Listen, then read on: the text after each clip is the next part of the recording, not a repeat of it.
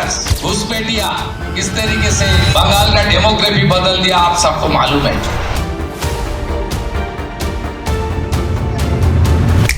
पश्चिम बंगाल में अवैध घुसपैठ के खिलाफ देश का सबसे बड़ा अभियान शुरू हो चुका है। हजारों बांग्लादेशी घुसपैठियों को राज्य के बाहर भेजा जा रहा है।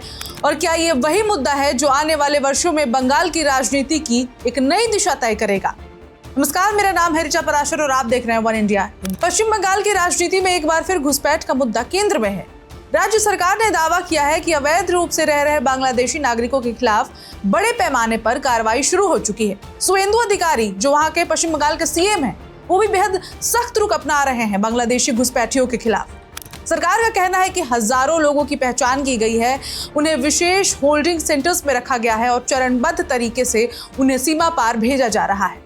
लेकिन सवाल सिर्फ इतना नहीं है कि कितने लोगों को भेजा गया, असल सवाल ये भी है कि आखिर ये अभियान शुरू क्यों हुआ, सरकार की रणनीति क्या है और इस कार्रवाई का बंगाल की राजनीति और समाज पर क्या असर पड़ सकता है। कहानी की शुरुआत होती है राज्य में नई नीति के साथ। सरकार का दावा है कि वर्षों से सीमा पार से होने वाले अवैध घुसपैठ पश्चिम बंगाल के लिए गंभीर चुनौती बन चुकी थी। प्रशासन का कहना है कि इससे सुरक्षा संसाधनों और जनसंख्या संतुलन पर असर पड़ रहा था। इसी तर्क के आधार पर एक व्यापक सत्यापन अभियान शुरू किया गया। इस अभियान के तहत प्रशासनिक रिकॉर्ड, पहचान दस्तावेज, निवास प्रमाण पत्र और अन्य सरकारी अभिलेखों की जाँच की गई। जिन लोगों पर अवैध रूप से बंगाल में रहने का संदेह जताया गया, उनकी अलग से जाँच शुरू हुई। इसके बाद आया दूसरा चरण। सरकार ने सीमावर्ती जिलों में विशेष होल्डिंग सेंटर्स बनाए। इन सेंटर्स का उद्देश्य ऐसे लोगों को अस्थायी रूप से रखना बताया गया जिनकी नागरिकता और पहचान संबंधी प्रक्रिया पूरी हो चुकी हो या अंतिम चरण में हो। सरकारी सूत्रों का दावा है कि इन केंद्रों के माध्यम से बड़ी संख्या में लोगों को सीमा सुरक्षा बल यानी कि बीएसएफ को सौंपा गया और आगे की कार्रवाई भी शुरू हुई। यही से मामला राष्ट्रीय बहस का विषय बन गया। समर्थकों का कहना है कि किसी भी संप्रभु राष्ट्र को अपनी सीमाओं की रक्षा करने और सुनिश्चित करने का पूरा अधिकार है कि उसके भीतर केवल वैध नागरिक ही रह रहे हों। उनका तर्क है कि यदि अवैध घुसपैठ को नहीं रोका गया तो इसका असर रोजगार, सरकारी योजनाओं और सुरक्षा व्यवस्था पर पड़ सकता है। पिछले सरकार अपनी वोट बैंक का राजनीति से प्रेरित होकर पूरा बांग्लादेश के बॉर्डर खोल के छोड़ दिया। आज बंगाल के में इलीगल इन्फिल्ट्रेटर्स, घुसपैठिया किस तरीके से बंगाल का डेमोग्राफी बदल दिया आप सबको मालूम है। आज हमारी दुर्गा पूजा, काली पूजा से लेकर रामनवमी का जुलूस से लेकर हमारी हनुमान जयंती से लेकर हमारी गीता पाठ, गीता डिस्ट्रीब्यूशन से लेकर जितना भी हमारी आस्था का जितना भी हमारी त्योहार है, इजाजत नहीं मिलता, हाईकोर्ट में जाना पड़ता था। फाइनली बंगाल में एक राष्ट्रवादी डबल इंजन सरकार का स्थापना हो गया और मैं मुख्यमंत्री का नाते ज्यादा बात तो नहीं बोल सकता हूँ, थोड़ा लिमिटेशन है, लेकिन मेरा 1 महीना पूरा नहीं हुआ। 9 को मैंने संविधान को हाथ में लेते हुए मैं शपथ ले लिया, लेकिन मौसम बदल रहा है ना।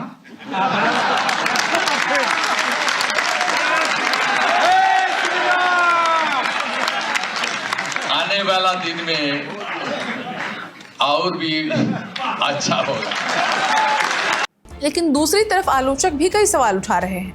वे पूछ रहे हैं कि किसी व्यक्ति को अवैध प्रवासी घोषित करने की प्रक्रिया क्या है? क्या पर्याप्त कानूनी सुरक्षा उपलब्ध कराई जा रही है? क्या पहचान की प्रक्रिया पूरी तरह पारदर्शी है? और क्या कहीं किसी वैध नागरिक को गलती से इस दायरे में लाए जाने का खतरा तो नहीं? यही वो बिंदु है जहां से ये मुद्दा प्रशासनिक कार्रवाई से निकलकर कानूनी और राजनीतिक बहस में बदल रहा है। दरअसल पश्चिम बंगाल की भौगोलिक स्थिति इस पूरे विवाद को और महत्वपूर्ण बना देती है। बांग्लादेश के साथ लगने वाली लंबी अंतर्राष्ट्रीय सीमा दशकों से सुरक्षा एजेंसियों के लिए चुनौती रही है। सीमा का बड़ा हिस्सा नदी, खेत और आबादी वाले इलाकों से गुजरता है। इसी वजह से समय समय पर अवैध आवाजाही के आरोप सामने आते रहते हैं। घुसपैठ का मुद्दा नया नहीं है। पिछले कई दशकों से ये बंगाल की राजनीति के सबसे बड़े विवादों में शामिल रहा है। अलग अलग राजनीतिक दलों ने समय समय पर इस मुद्दे को अलग अलग तरीके से उठाया है। कुछ दल इसे राष्ट्रीय सुरक्षा का मामला बताते हैं तो कुछ इसे राजनीतिक ध्रुवीकरण का प्रयास बताते हैं। अब जब बड़े पैमाने पर कार्रवाई की बात हो रही है तो राजनीतिक तापमान भी बढ़ गया है। सरकार इसे कानून लागू करने की प्रक्रिया बता रही है। समर्थकों का कहना है कि इससे सीमावर्ती क्षेत्रों में सुरक्षा मजबूत होगी और भविष्य में अवैध घुसपैठ को रोकने में मदद मिलेगी। इसके साथ ही सीमा सुरक्षा को लेकर भी नई योजनाओं की चर्चा शुरू हो चुकी है। सीमा पर बाड़बंदी, निगरानी तंत्र को मजबूत करना, तकनीकी उपकरणों का उपयोग बढ़ाना और सुरक्षा एजेंसियों के बीच बेहतर समन्वय जैसे कदमों पर जोर दिया जा रहा है। लेकिन क्या सिर्फ निर्वासन से समस्या का हल हो जाएगा? यही वो सवाल है जिस पर विशेषज्ञों की राय भी अलग अलग है, यानी कि बटी हुई है। कुछ विशेषज्ञ मानते हैं कि जब तक सीमा प्रबंध को मजबूत नहीं किया जाएगा तब तक समस्या दोबारा उभर सकती है। वहीं कुछ का मानना है कि अवैध प्रवासन के पीछे आर्थिक और सामाजिक कारण होते हैं जिन्हें समझना जरूरी है। इसके अलावा एक और महत्वपूर्ण पहलू है कूटनीतिक प्रक्रिया। किसी भी व्यक्ति को दूसरे देश भेजना केवल प्रशासनिक निर्णय नहीं होता। इसके लिए पहचान, दस्तावेजी सत्यापन और दोनों देशों के बीच समन्वय जैसी प्रक्रियाएं महत्वपूर्ण होती हैं। यानी ये केवल राज्य सरकार का नहीं बल्कि केंद्र सरकार, सुरक्षा एजेंसी और अंतर्राष्ट्रीय स्तर पर भी जुड़ा हुआ विषय है। फिलहाल सरकार का दावा है कि अभियान जारी रहेगा और आगे भी कार्रवाई की जाएगी। दूसरी तरफ विपक्ष और मानवाधिकार समूह लगातार इस प्रक्रिया पर सवाल उठा रहे हैं। स्पष्ट है कि ये सिर्फ कानून व्यवस्था का मुद्दा नहीं है, ये राष्ट्रीय सुरक्षा, सीमा प्रबंधन, नागरिकता, मानवाधिकार और राजनीति, इन सभी विषयों के बीच खड़ी एक जटिल बहस है।